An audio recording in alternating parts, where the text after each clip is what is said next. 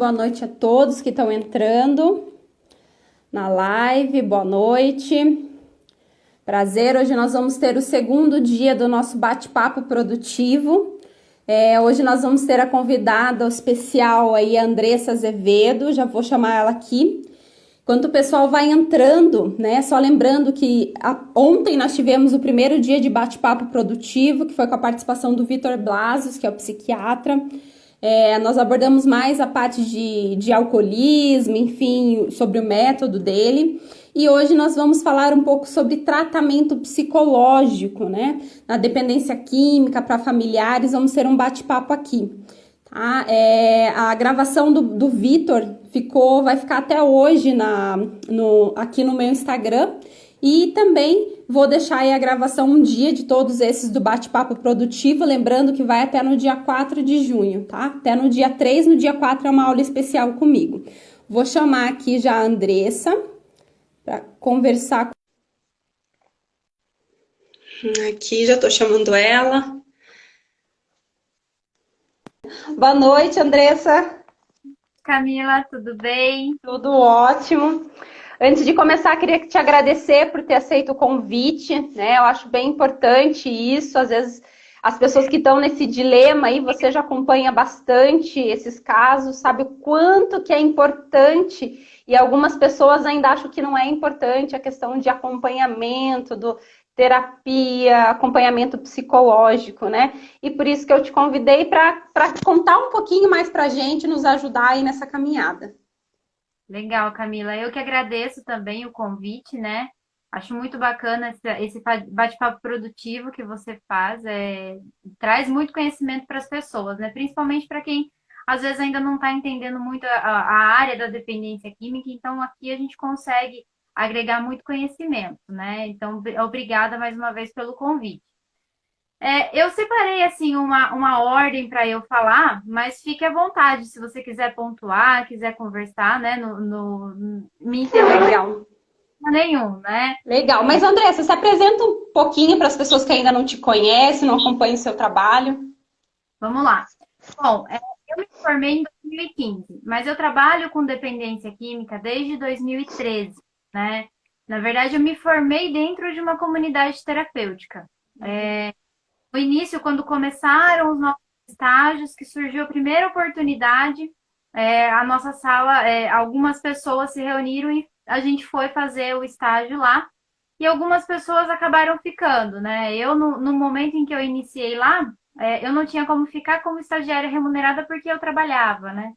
Mas eu fazia o trabalho voluntário. Então, eu ia uma vez, no mínimo, eu estava lá dentro da comunidade. A gente sempre tinha o Pablo, que era o nosso chefe lá, ele dava vários treinamentos para a equipe, então era bem legal. E aí eu me formei lá. Quando eu concluí a graduação em 2015, eu recebi o convite para trabalhar na comunidade, né? Então, só de comunidade foram aí. Eu saí de lá em 2018, né? Foram 5 anos. Isso. Tô meio ruim de matemática. Foram 5 anos dentro de uma comunidade. Disso, né? E já trabalhando na comunidade também realizava atendimentos em consultório para familiar, para dependente químico que às vezes não queria a internação, né? Então é uma das modalidades que hoje a gente continua oferecendo, né? Hoje, junto com o Rodrigo do SOS, a gente faz um trabalho multiprofissional, né? Acho que na quinta é ele que vem também. Isso, bem legal. E aí a gente consegue fazer essa modalidade de atendimento hoje, né, no formato online, porque a gente entende que o acompanhamento para o dependente, para o familiar, é muito importante, né? Então, e aí essa foi a trajetória, então até hoje.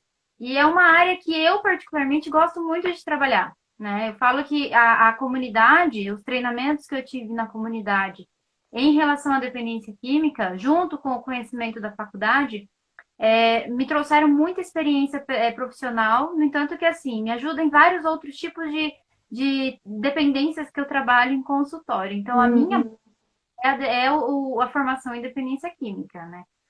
E aí, dentro da comunidade, então, a gente entende a importância, né? Não só dentro da comunidade, mas assim, na área da dependência química, que o acompanhamento psicológico ele é muito importante, seja para o familiar e para o dependente químico, né? Acho que tem que ser de uma forma, vamos dizer assim, geral, porque o núcleo familiar tem as suas dificuldades, o dependente químico tem as suas dificuldades, e uma coisa vai levando a outra, né? Como se fosse uma engrenagem, e aí a gente acaba tendo as recaídas, a gente acaba tendo os conflitos que não conseguem ser solucionados. Então, a gente tem que buscar esse atendimento. E aí eu vou falar algumas características, né?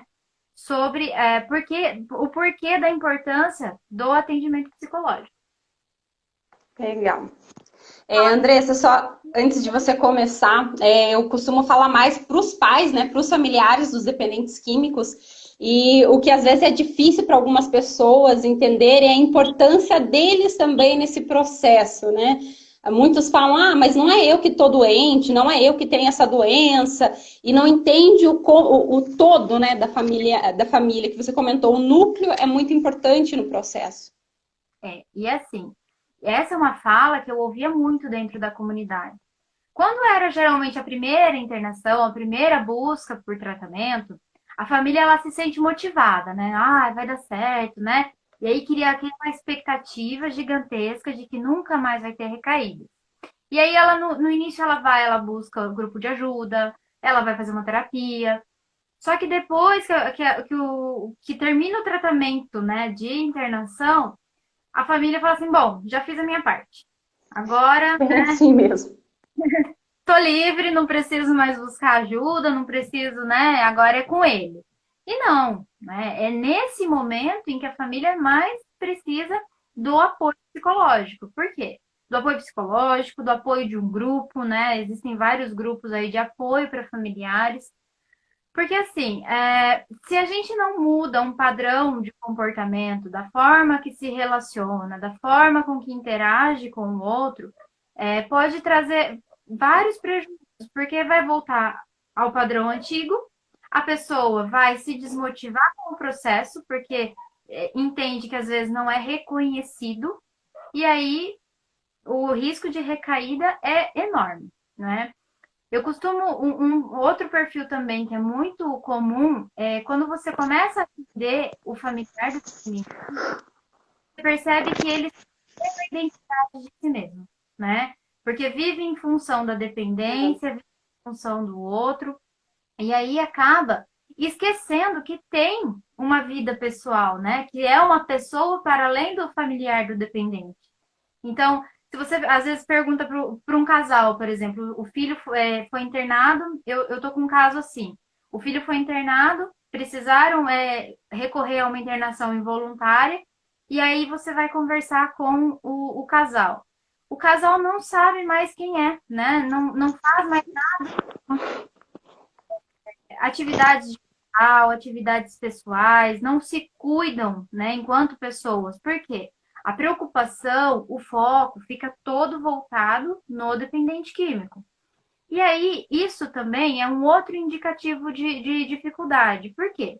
Quando eu coloco a minha atenção toda no outro, provavelmente eu estou deixando passar ou guardar embaixo do tapete problemas pessoais meus, né? E aí, de novo, Perfeito. da terapia. Por quê? Porque quando o dependente ele sai do tratamento ou ele entra em um processo de terapia, de tratamento, a família ela começa a ter contato com as próprias dificuldades, com os próprios problemas, né? E o que que acontece? De certa forma, não é intencional, né? Mas a família acaba boicotando o processo terapêutico da pessoa, né? Por quê? Porque o dependente está lá, buscando tratamento, mudando o seu padrão de comportamento, mas não é fácil, né? E aí o que Uhum. a família, sem perceber, boicota, né? Eu recebia muita, isso eu via muito dentro da comunidade, nos tratamentos agora também, mas a intensidade é menor porque o dependente ainda está dentro de casa, está em contato com eles. Mas numa modalidade de internação, que acontecia? A família vinha, não, mas ele já tá bom, eu consegui um emprego para ele e ele já pode ir embora, né? E aí você tentava conversar com esse familiar, explicar, né, para ele a importância, não, mas eu tô precisando dele lá fora, então eu preciso que ele saia. E é lógico que aí acabava acontecendo uma recaída, né? Não era intencional, porque realmente a gente sabe das necessidades da Sim, família, claro. mas de certa forma é um chicote ao tratamento, né? Vamos dizer assim, não intencional, mas acontecia. E aí voltava tudo a frustração de novo, porque daí vivia a recaída. Aí até a pessoa aceitar o tratamento novamente era mais uma batalha, né?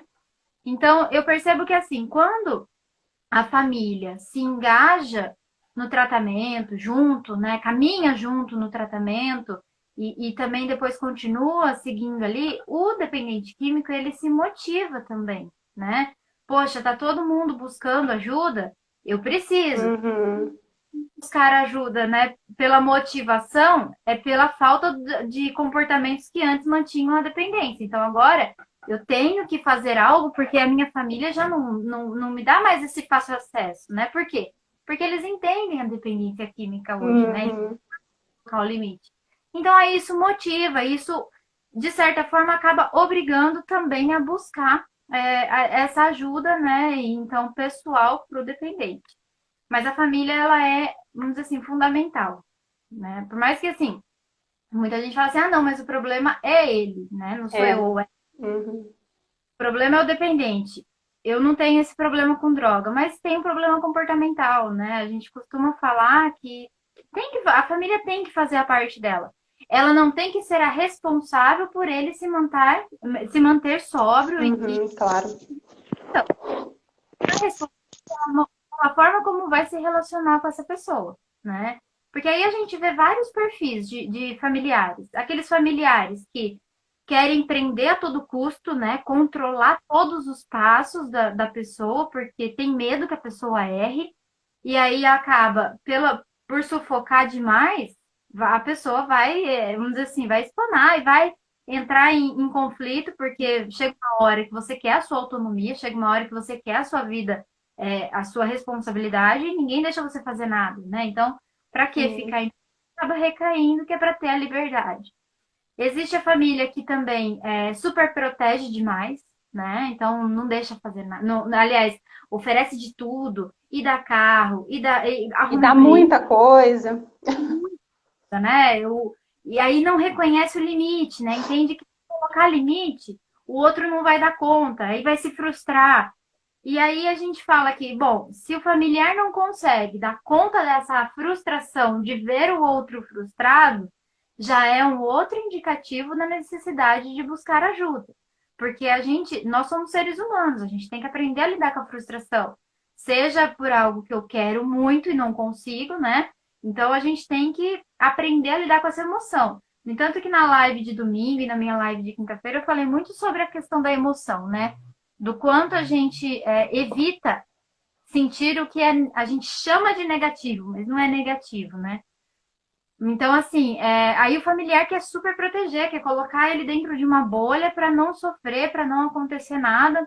E é lógico, né, que não são todos, mas muitos se aproveitam dessa abertura dos pais, né, abertura dos familiares em geral. Porque é uma forma de, vamos dizer assim, de acabar manipulando situações, né? E aí depois a recaída também acaba acontecendo, que eu falo assim, a gente não espera que recaída aconteça, né? Mas que aconteça, se tiver que acontecer, aconteça por algo que foi uma dificuldade de enfrentar e não uma facilidade, né? Porque os familiares acabam facilitando demais, né? Facilitam. E outra coisa que eu vejo muito, Andressa, é a questão quando tem um processo ali de recaída. Primeiro que normalmente as crises acabam, né, como é uma doença progressiva, ela acaba sempre cada vez mais sendo mais difícil, sendo um episódio, né, às vezes se envolvendo com crime, enfim, cada vez vai elevando, vai progredindo essa situação.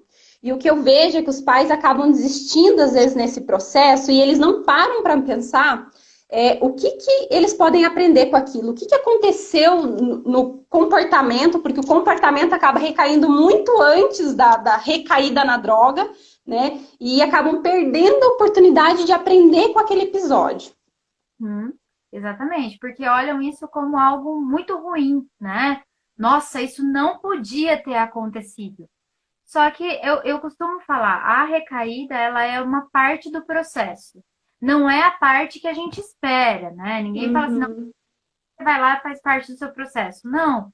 Mas a gente tem que entender que se aconteceu uma recaída, isso é vamos dizer assim, um despertador para dizer que algo está errado e que algo não foi olhado ainda. Então a gente tem que daí olhar toda essa história para conseguir identificar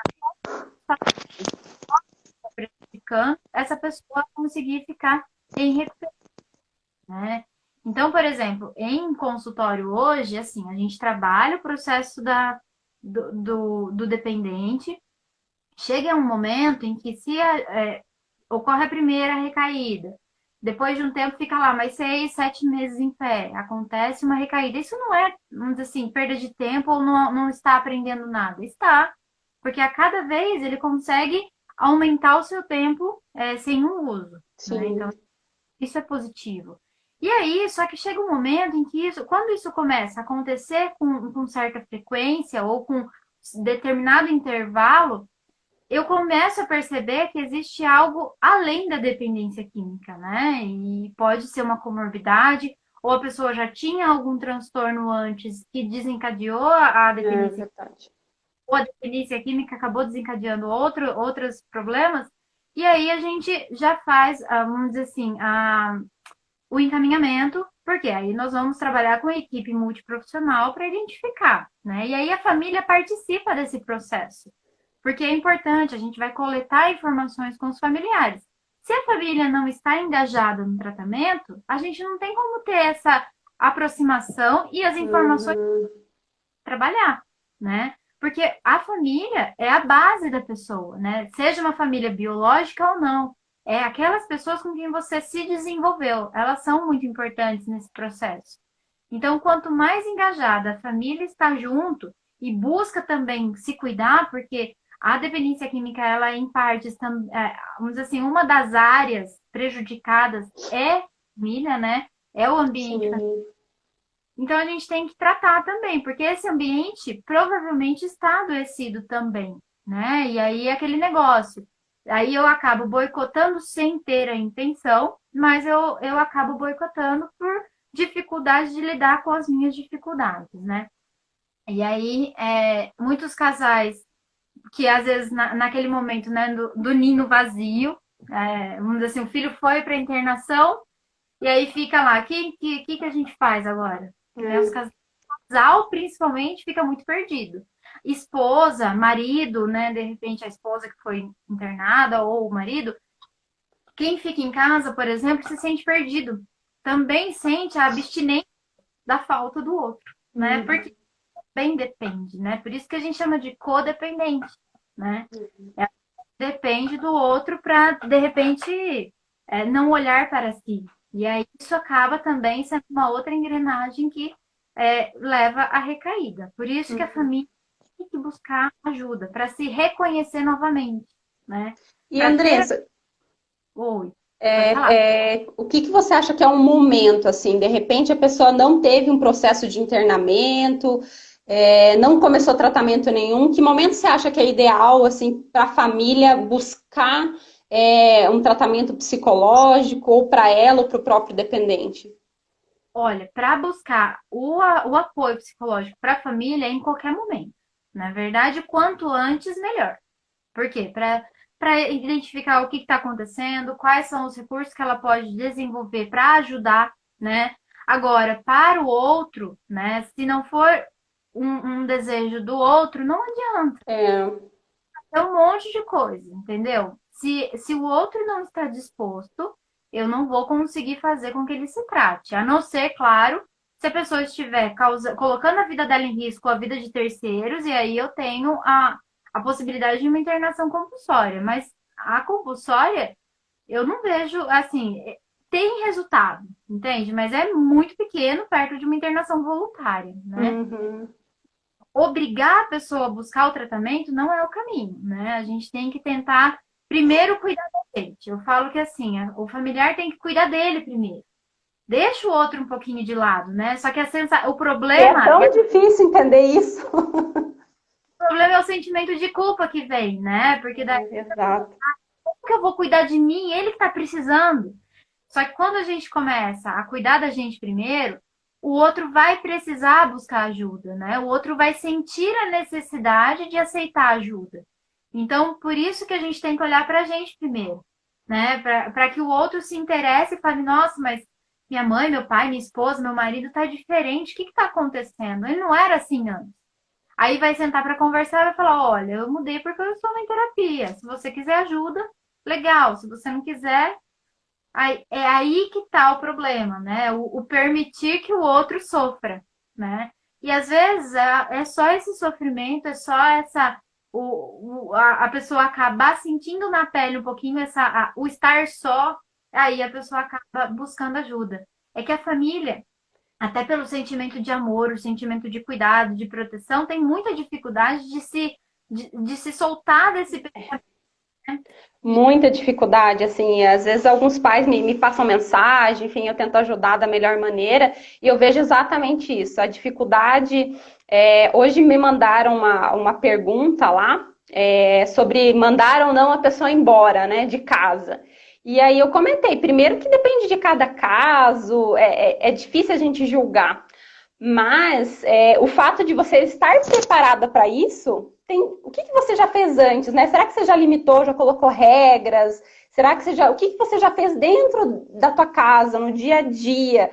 Que só, às vezes, com essas pequenas atitudes, a pessoa já sente que não é tão fácil, tão simples. E ela já começa a se monitorar com relação a isso. Exatamente. E é essa simples fato de não conseguir colocar o limite, estabelecer uma regra. Teve um caso em que a, a pessoa teve alta da comunidade, e aí o que acontece? Lá, no período em que eu trabalhei lá, era assim, o acolhido ele tinha, ele podia receber acompanhamento uma vez por mês com o psicólogo da comunidade, né? Então, familiar foi, né, entrou em contato comigo e falou assim: Andressa, ó, dormiu fora de casa, o que eu faço agora? Falei: você tinha combinado com ele um horário para estar em casa? Tinha, o horário era 11 horas. E ele não chegou? Não chegou, tranca a porta. Ah, mas como que eu vou deixar ele lá fora? Falei: não, mas você combinou com ele, você tem que cumprir a parte do seu acordo. Porque se você combinou e você não cumpre, você está dando liberdade para ele não cumprir também, Uhum, né? exato. Então, só que aí, o que que acontece? Como que eu vou deixar o meu filho passar a noite na rua? Entende? Só que aí que tá, se ele estivesse preocupado com isso, ele deveria ter voltado antes, né? Só que aí a família tem muita dificuldade em lidar com essa frustração e com esse sentimento de culpa. E por isso que o tratamento para o familiar precisa começar o quanto antes. Para quê? Para desenvolver as habilidades necessárias, para aprender a estabelecer as regras e os limites de maneira assertiva, né? E coerente com a situação. Porque é que nem você falou, a gente não tem como falar, né? Ó, faz isso assado. Você tem que conhecer a história, Exato. você tem que entender quais são já as ferramentas que as pessoas se utilizaram, né, para tentar alguma coisa e as que ela não utilizou. Então a gente não tem como dar uma resposta fechada, uma resposta, uma receitinha de bolo, né? A gente tem que conhecer cada caso. Se tem uma coisa que eu aprendi muito em comunidade, é o olhar singular, né? O atendimento vamos dizer assim, apropriado para cada situação. A gente não tenta encaixar a família e o dependente dentro de uma caixinha e falar assim: não, ó, é isso que funciona. A gente tenta olhar quais são as necessidades individuais de cada caso, de cada família e de cada situação, né? Não tem como a gente colocar todo mundo no mesmo quadradinho, porque não. É bem complicado dar uma receitinha, né? Tem todo um contexto, tem cada membro da família é diferente, vai influenciar de maneira diferente. É, legal. E outra pergunta que eu marquei aqui, até para o pessoal que está participando da live, no final da live, a Andressa vai responder algumas perguntas. Então, se vocês forem tendo perguntas, vão colocando aqui nos comentários ou enviem que a gente vai.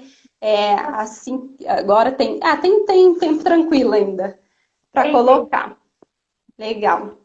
E Andressa, uma coisa que eu marquei aqui que eu queria perguntar para você. Nesse processo com o familiar, quais as maiores dificuldades que você vê durante esse processo de tratamento psicológico? Com o familiar, Isso. familiar geralmente é a mudança do comportamento, né? É aprender a estabelecer as regras e saber o momento de recompensar vamos dizer assim, os comportamentos do outro e o momento de repente, retirar um benefício ou de se omitir em algumas situações. Eu percebo que isso é bastante difícil. A pessoa, porque a família, ela se desenvolve de uma forma e ela funciona de um jeito. Então, quando Uhum. você entra com um tratamento, seja para qualquer um, né, dos dois lados, você percebe a dificuldade de se romper essa forma, esse hábito de viver, né? O hábito de se comportar daquela maneira. Então, colocar limite, não facilitar demais, é muito difícil. Por quê? Principalmente porque, alguns casos, não todos, mas existe a pressão psicológica, né? A chantagem emocional. Não, porque se você me emprestasse o carro, eu podia trabalhar, né? Hum, Me permitir, se você tivesse uma bicicleta, se você. Então, cada caso, a pessoa vem com a chantagem emocional. E aí, o que que acontece? Como o trabalho, geralmente, é a questão social mais aceita, né? Ai, tá querendo trabalhar, então eu tem vou que dar um jeito. ajudar. Tem que ajudar a moto que ele queria, né? Porque eu tenho que ajudar enquanto ele tá motivado. E aí que tá, não permite que o outro conquiste as coisas dele, não permite que ele também vá atrás daquilo que ele quer e vai oferecendo, né? Vai dando, vai só recompensando sem exigir nada em troca, sem exigir nenhum comportamento saudável em troca. E aí, quando vê, acontece a recaída, né? E qual que é o problema? Aí fica jogando os erros na cara do outro, né? E aí você vai acumulando ainda mais conflitos a cada comportamento desse de recaída, né? Então fica é uma balança muito delicada, né? Mas a questão de mudança de comportamento da família é um impasse muito grande na terapia. Assim, tem famílias muito engajadas, né? Tem famílias que você fala, eles vão lá e fazem, né? Só que aí o que acontece? O problema é na hora que vem a pressão psicológica em cima disso. Mas eu fiz o que você falou, Andressa. Eu coloquei o limite e recaiu, né? Aí eu falei, então, agora a gente tem que aprender a desassociar uma coisa com a outra. A recaída da pessoa não está ligada ao limite que você colocou. O limite que você colocou está certo, legal, funcionou. Agora, o porquê que agora ele também precisa dessa ajuda, né? Do apoio psicológico. Porque agora está na hora dele desenvolver habilidades pessoais e recursos internos para lidar com as dificuldades que ele enfrenta, né? Mas você, enquanto família, está fazendo tudo certinho, tá show de bola.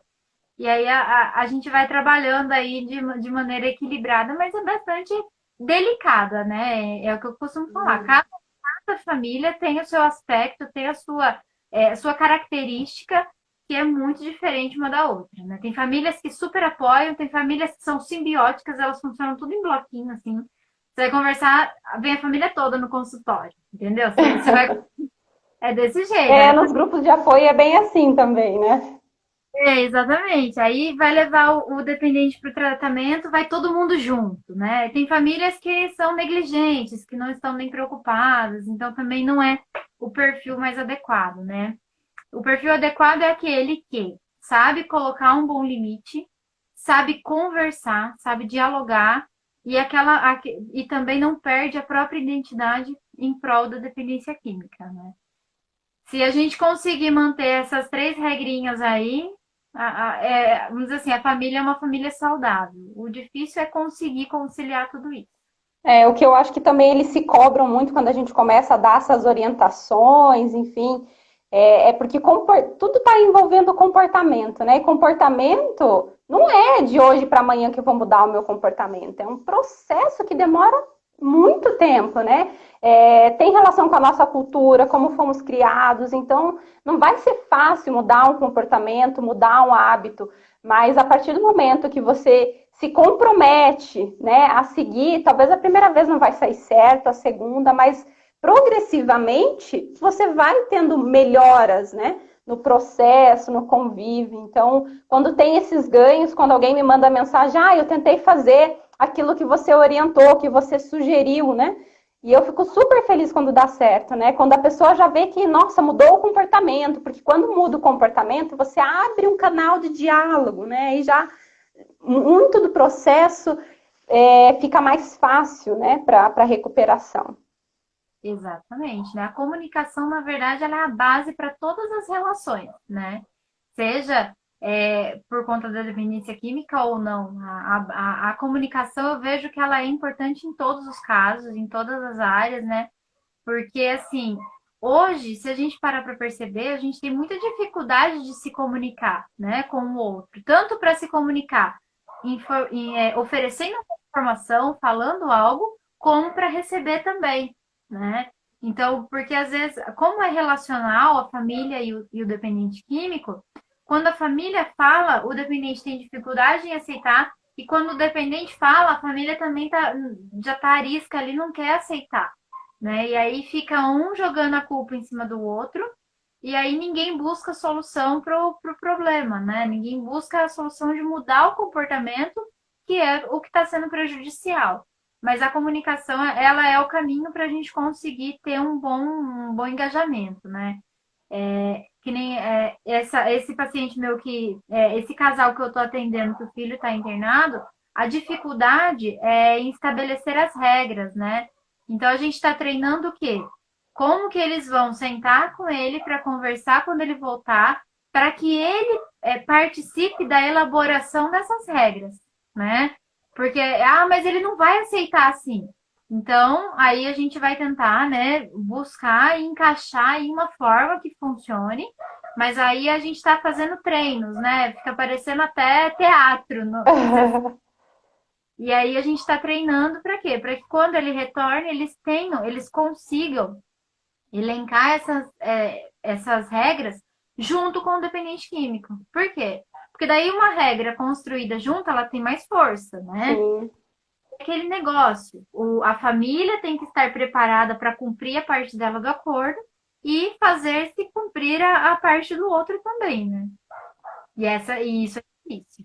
É difícil, mas é um processo, né? Isso que às vezes as pessoas se autopunem, né? Quando não conseguem alguma coisa, ou de repente combinou algo e teve que voltar atrás, mas é um processo, né? Quem não está acostumado já com essa dinâmica, com esse comportamento, acaba se autopunindo, mas é um processo que não vai ser do dia para a noite, como eu falei.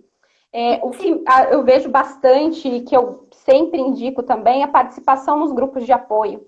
Porque essas questões de comportamento que você citou, quando você está de longe, acaba julgando só olhando o teu caso, você acha que não vai dar certo. Mas quando você vê pessoas que já estão ali há um tempo, que conquistaram, né, a recuperação, que as pessoas já estão há um tempo em sobriedade, porque muitos deles já, né, estão com as famílias restauradas, mas por ajudar mesmo, por pensar no outro, continuam ali. E você vê a dificuldade que aquele mesmo passou, mas que perseverou e que conquistou ali a restauração da família. Então, eu acho que o grupo ajuda nesse sentido, assim, porque quando você fala de psicóloga, de coach para familiares, às vezes é um pouco difícil, eles acham que não, que eles são um caso diferente de todos os outros.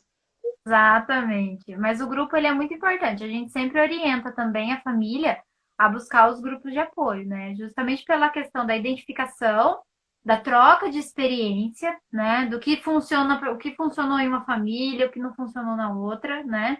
E aí você vai construindo uma rede também de apoio, né? De saber como lidar com as situações, porque não é simples, né? A gente está falando de vidas, né? Sim.